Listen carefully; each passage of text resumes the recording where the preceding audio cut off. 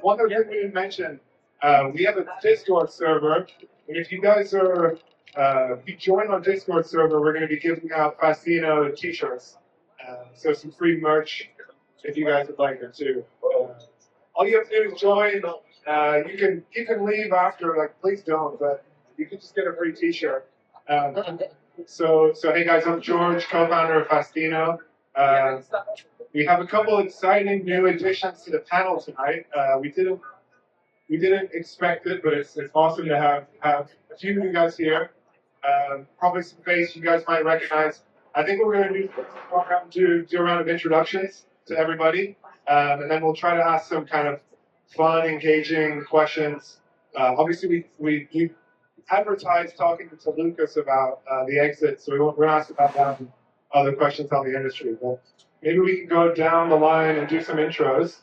Just really quickly on me, I started Fastino with Ash a couple of years ago. Prior to Fastino, I sold my last company to a NASDAQ-listed company called JFrog. Always been an entrepreneur. Really happy to meet you guys. Hi, everyone. My name is Chris Van Pelt, or CVP, and I'm one of the co-founders of Weights and Biases. Lukas and I have been working together for over 20 years now. Prior to Weights and Biases, we started Crowdflower. We branded a figure eight that was doing data labeling long before AI was as cool as it is today. Excited to be here. Thanks. And I'm Lukas, one of the other co-founders of Weights and Biases. Hey guys, that's fantastic. I'm Ash. I'm the other co-founder of Fastino. Working with George for a few years now, not 20 years. We're all in for that.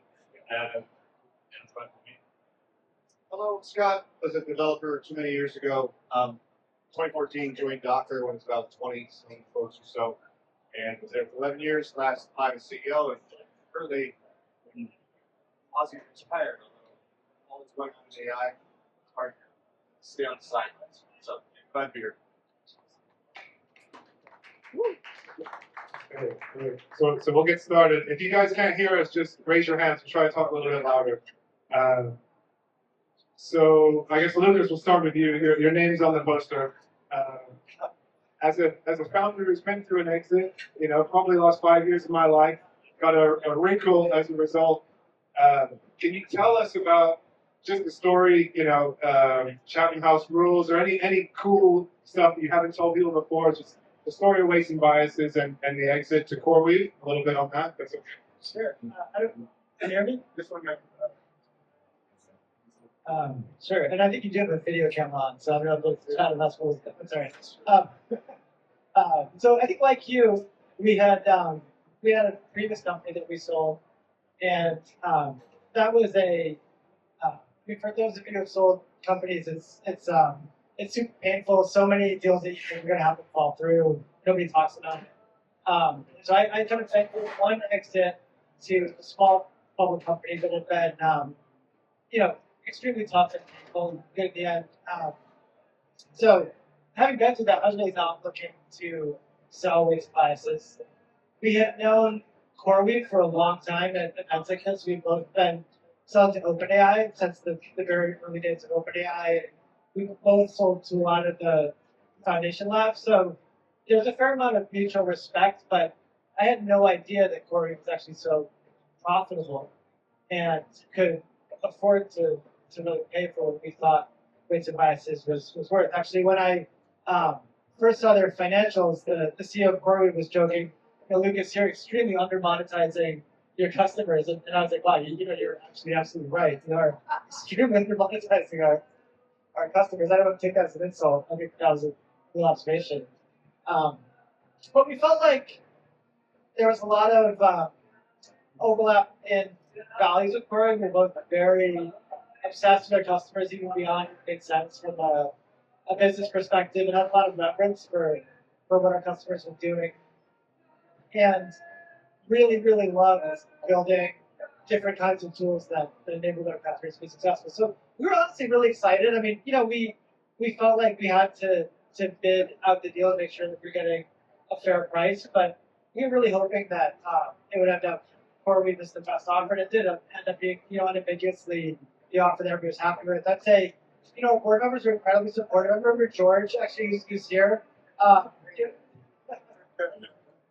There was a point in like every, in all these deals, right, they have to die a few times. And there's a point where, I was getting frustrated and thinking, hey, maybe we walk away from a deal that, would have paid all of us quite a lot of money, but, George wouldn't have to go work there. And then I was thinking, okay, maybe, maybe we don't do this deal. And I would say, George is like, look, Lucas, we back you no matter what you do. You make the call, and we're going to get behind the call, which I think was a really gracious and impressive thing for the BC to say, which I really appreciate. It really makes a lot of work inside the kitchen.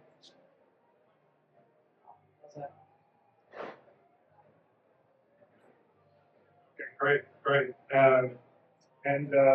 I guess just staying on weights and biases for a little bit, and also Scott, if you have an opinion on this too, building for MLEs for developers, building a product that can actually monetize and be successful and be a kind of a core part of an MLE's or developer's day to day. It's not easy.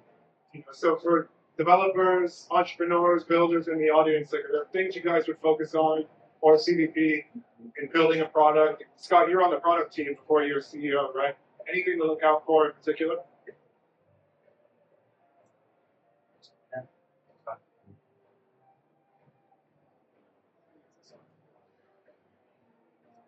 Have thick skin when working with developers, right? Very opinionated, very pointed, can be very emotional, but it's because they care.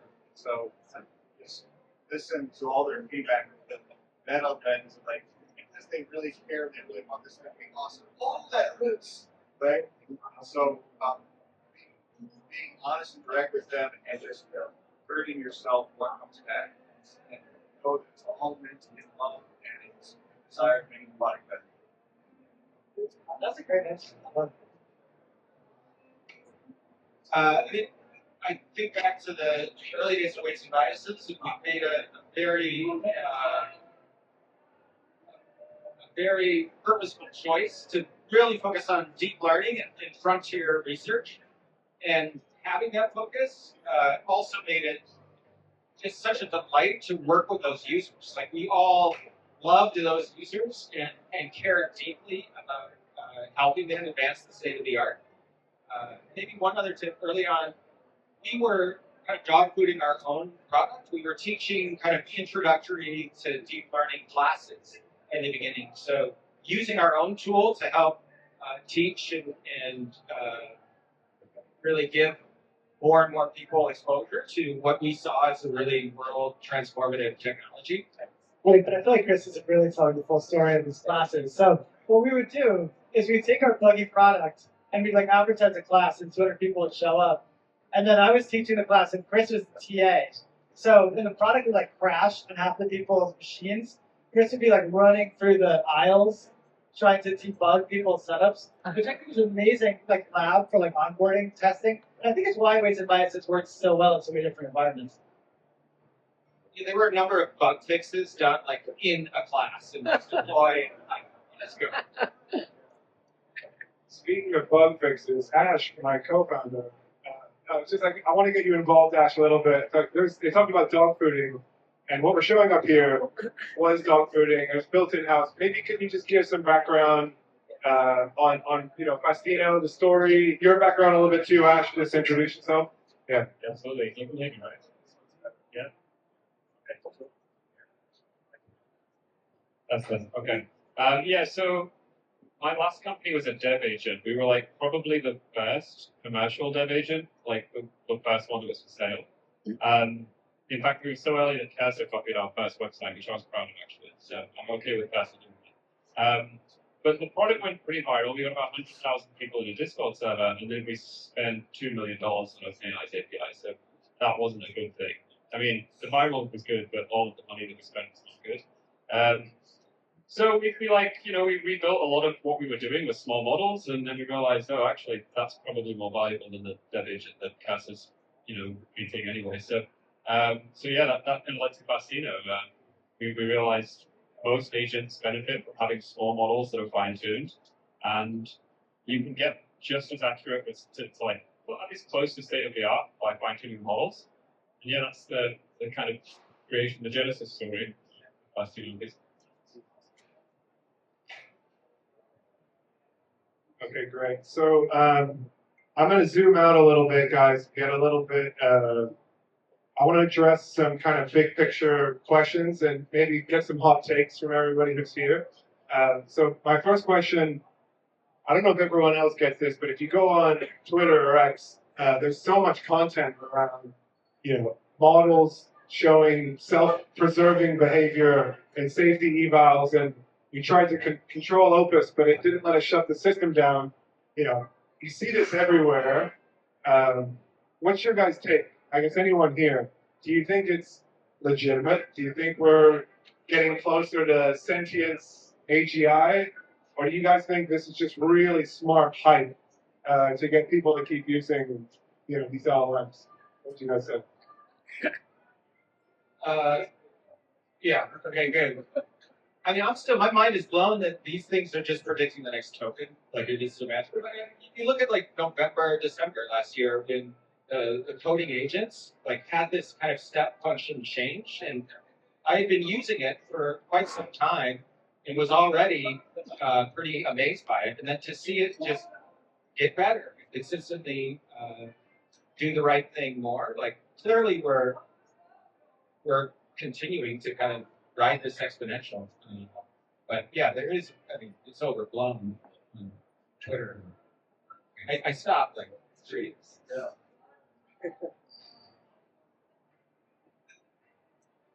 Well, I don't know. I think Twitter is kind of terrible at getting close. Like I actually recently logged my agent onto Moltbook. I don't know if you guys done that.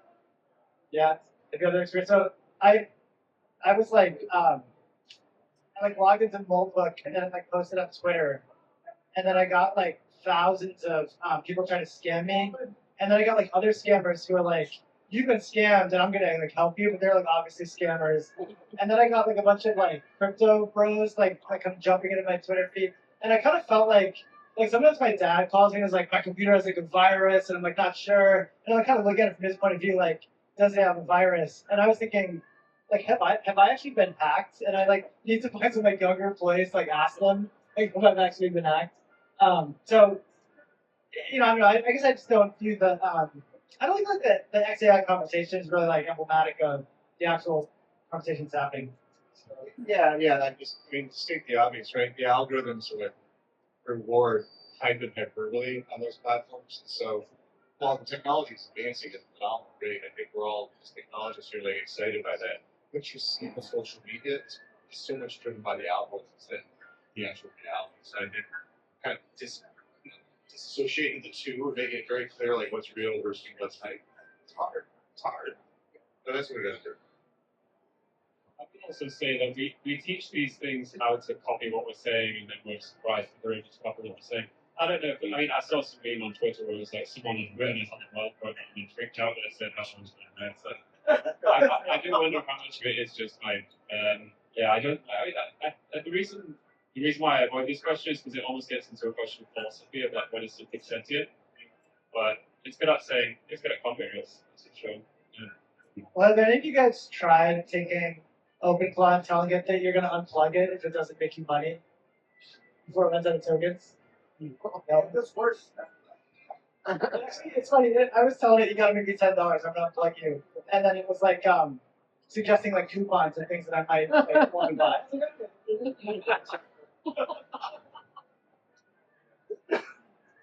Okay, I'm glad we agreed but disagree on that topic. Next one, SaaS is dead. So we were in our board meeting 2 weeks ago, and one of our investors, it wasn't George, said, "Hey guys, this is it. This is I think what he called it a hard takeoff." He's like, "No one codes anymore. SaaS is gonna die. What's your answer?" And me and Ash were kind of okay. Is SaaS dead? Is my question. And what's the state of software right now? Just to leave it open-ended for any of you guys to answer. CDP, or give me those eyes like you might have a take. I was thinking I'm past This guy, let's hear it. Let's hear it. I kind of feel like SaaS might be dead. Scott, I'm just curious. Yeah, I mean, but like, I mean, honestly, who wants to patch, maintain, scale, backup, day 2, day 3, day 3000, right? And so a lot of the value of the back end, the SaaS platforms provide all the abilities or the non-functional capabilities that 5 minutes of vibe coding does not provide. So you might say, okay, all those are going to be taken over by agents, maybe. But to say that we're going to start using software that was created in 5 minutes and someone is just going to magically maintain that, or it's going to be magically maintained by itself, we'll it's worth it. So I think it's great for personal productivity. I think we will see a shift to like, hey, I need a specific thing. I'm going to go vibe code this. Oh, now I got this. I have a personal cloud agent that can help me automate this part of my workflow. That will proliferate. That will draw back. That will pull back on consumption of other tools that are out there, some automation tools and things like that. But like, are we really going to vibe code an ERP system that runs Fortune 10 companies and then not 18, not patch it, not scale it? Like, I have a hard time believing that world. You can tell we've all built software companies like this, right? So. Okay, another one. With the rumors of IPOs this year from potentially Anthropic, OpenAI, let's just start with those two. Are they building solid, sustainable businesses right now with the billions of compute and all the money being spent on talent? Do we think there's a sustainable business model behind what the LLM providers are building right now? That'll be my next question. I personally switched over almost entirely to Claude myself, but yeah, you guys have a take on this one. Ash, we want So there's something really interesting happening in state of the art at the moment where every 4 weeks, one of the frontier labs releases a state of the art model, and that's like a big deal, they won. And then 4 weeks later, there's like a Chinese open source model that is then state of the art. And I think what's happening is that's how long it takes to build a large model. So I think it's going to be really hard to keep up for those really large models. You just can't protect them from kind of distillation attacks, right? So I don't know how you keep it. Like if that's the valuable thing in the distribution, I don't know how you keep that. Yeah, I don't know. I think that's right, but I think it also they're not going to disappear overnight. It's much like we saw the cloud market. Cloud market used to have a bunch of players consolidated to the top 3. I can see that market structure where it's like, hey, you have some on-demand inferencing from some kind of large provider because it is infrastructure heavy, it's asset heavy. And then you have a bunch of specialists around it that are going to do their thing. I'm sure we're going to talk about SLMs here soon. So it is a race to the bottom, right? So how do you sustain a business and sustain margins while the pricing is just crashing on the floor? It's going to be really interesting to see how that all plays out. Okay, well, I actually totally disagree. Yeah, no, I guess I would be super bullish on OpenAI Anthropic, not knowing their exact financials, but I feel like from my experience, the quality of those models are super differentiated, and people use them for a reason. And we actually, at CoreWeave, we host lots of open source models that are also very good for certain use cases. But from my perspective, the open source models are not as good as Claude 4 weeks ago or OpenAI. And I think they do an amazing job of continuing to improve, even though obviously the costing models are dropping today. What's interesting is in talking with customers is that the cutting edge is starting to overserve big segments of the customer population. What I mean by that is outside of tech, as tech cloud native or AI native companies are obviously wanting the latest, greatest, highest performance. If you go to bigbank.com or John Deere or State Farm, this is all not getting included. I mean, these are examples. There's maybe 10 or 15% of their use cases, and that the ones that are on the enterprise companies that are on the edge, they're actually tracking all the queries, all the performance, all the use cases across the organization. if you see what's going on inside their organizations, like 10 or 15% of the use cases actually do need cutting edge price performance. So they will pay top dollar for the Anthropic or the OpenAI model because they need that latest and greatest. But then you ask, you double click underneath that, the rest of the use cases internally, they're like single shot talking with documentation. It's like single shot drag use cases, which no longer requires kind of top of the performance. You can use an open source model, or you can use 3 generations old model. And so as the market kind of develops and segments into these other use cases, that no longer require the top dollar, it'll be really interesting to see the opportunities that open up for players, and like, what do you do when you're not going to pay top dollar for the best model? I guess. I mean, this is something that we're working at Faustino about here is idea. And what we've found is that, again, almost always, if you take a large model and break it down into a bunch of small models, you can fine tune it so that the accuracy is good enough versus those large models, right? So I do think that we're going to see a lot more of that type of behavior where, especially now it's getting easier to do, where instead of using like Opus 4.6 for everything like we did 3 years ago, it's a lot more GPT, I guess, back then. Now it's going to be, okay, I've got 10 instances of one at 8B, and I'll fine tune all for this very specific thing, but it works when it comes all together, and that's super cost effective and it's or super good enough. So you led me into my shameless plug about small models, Ash, but the event was called The Future of, our SLM's The Future of AI. I think we called it this because Nvidia put out a paper, a blog last year talking about small models. So I guess my question is, do you guys see language models developing the way maybe the data center did or microservices did, where you kind of have this workload partitioning, where you can use small lightweight models for specific things like agentic functionality, tool calling, model routing? Or do you think developers of the future like a kind of one-size-fits-all, single API, I don't really care how big or small the model is? I mean, you guys are both investors in Faustino, shameless plug, thank you very much, guys. But so hopefully you believe in small models. Any other takes there? I know we just went through it a little bit. Do you guys have any other takes on big versus small? I mean, I think when kind of the ChatGPT moment happened, at Waste Advisors, we were like a little scared. We built this product that helps people train models, and we thought, oh crap, maybe we have such a good general purpose model, like no one's gonna train models anymore.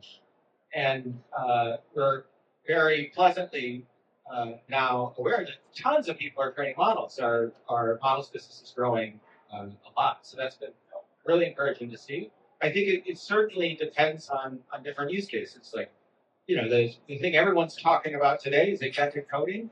I personally, I'm not going to do a bunch of weird, fancy fine tuning.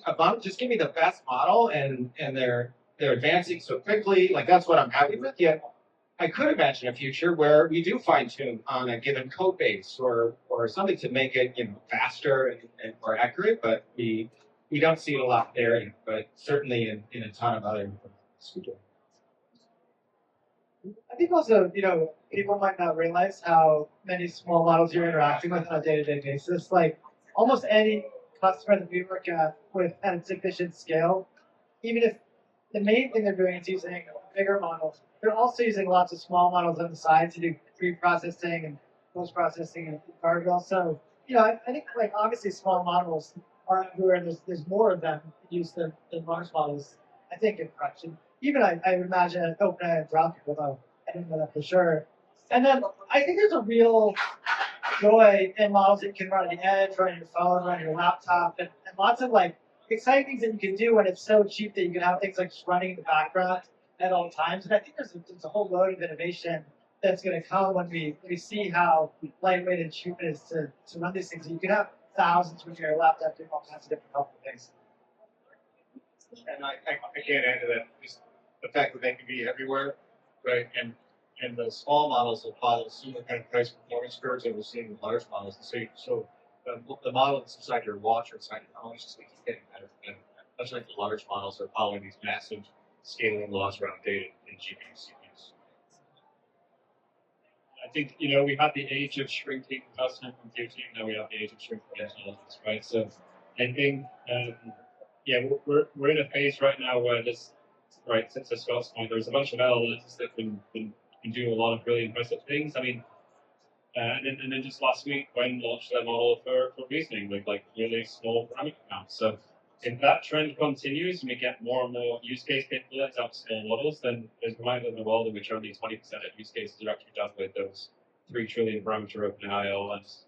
That's small parameter count.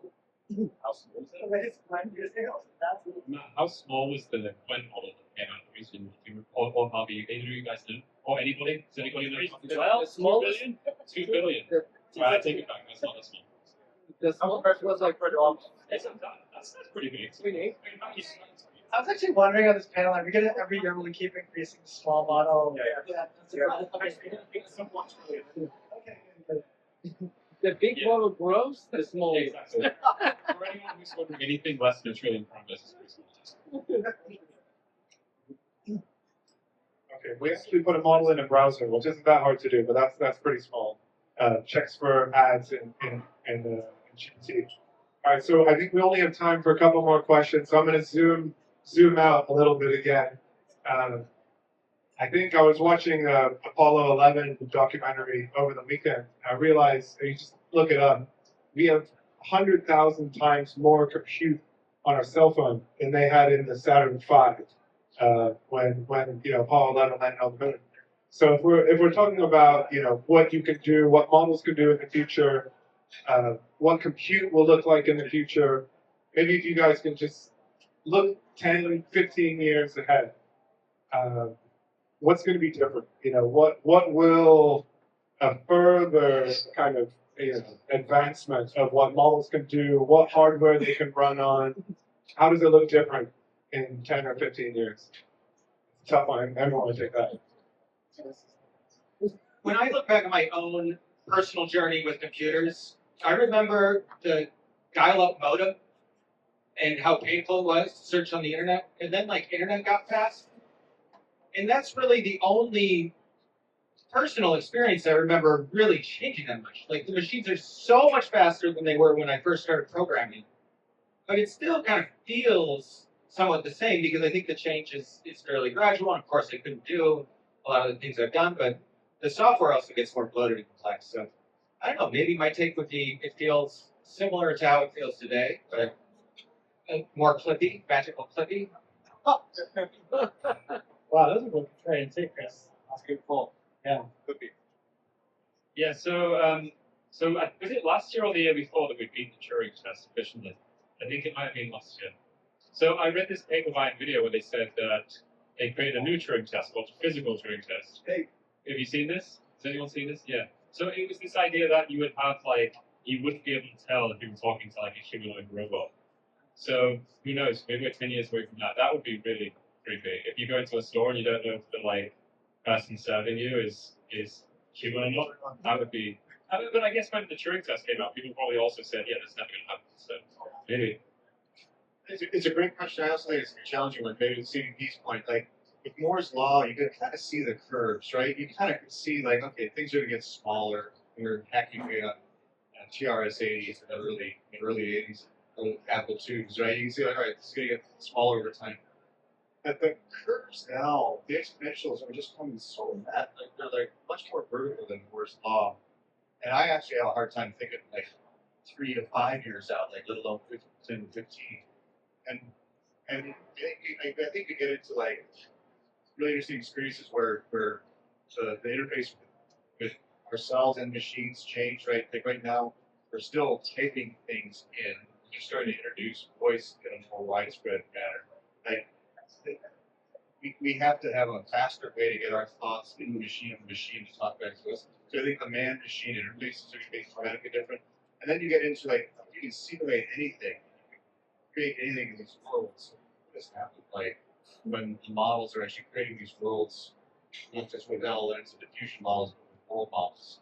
So we're if you go to the dystopia and we're in a matrix here in 15 years, right? But I think that's the dystopian one. We're all here because of technology optimists, right? So we believe that actually it's all dystopian. We wouldn't be working in this industry. So let's together make the best possible world that we can make.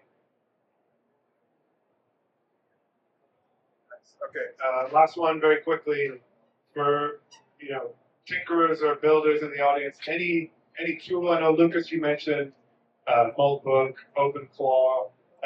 Any kind of cool tool or app that you guys have been using recently? Do you feel like it's maybe a step function or it's improved your productivity? Any like tools or platforms that you've seen that are cool that you guys can recommend? Especially that's to me. I'm always learning about the cool tools from Chris. But I'll say in the last week, I don't know if you guys looked at Andre Karpathy's auto research project. I've been applying that to a whole bunch of stuff internally in CoreWeave, and it's just that it's more like a pattern than a platform or a tool, but it is so unbelievably effective. It kind of makes me wonder, what's going to happen 3 months from now versus 2 years from now. I'm sorry, Ash. Sorry. That's kind of my reaction with Claude Code. Like Claude Code just keeps getting better. Like every time I think there's something else outside of Claude Code, they release something else. It's like, wow, I can't do that. So I've been totally red pilled on Claude Code. And there's a great new tool called pioneer.ai. It fine-tunes models for you. So no need to fine-tune your own models anymore. There'll be a demo of that shortly. Awesome. Well, thank you so much, guys, for coming out. Without expecting to be on the panel, a couple of you guys really appreciate it. And thank you very much. We give a round of applause for everybody.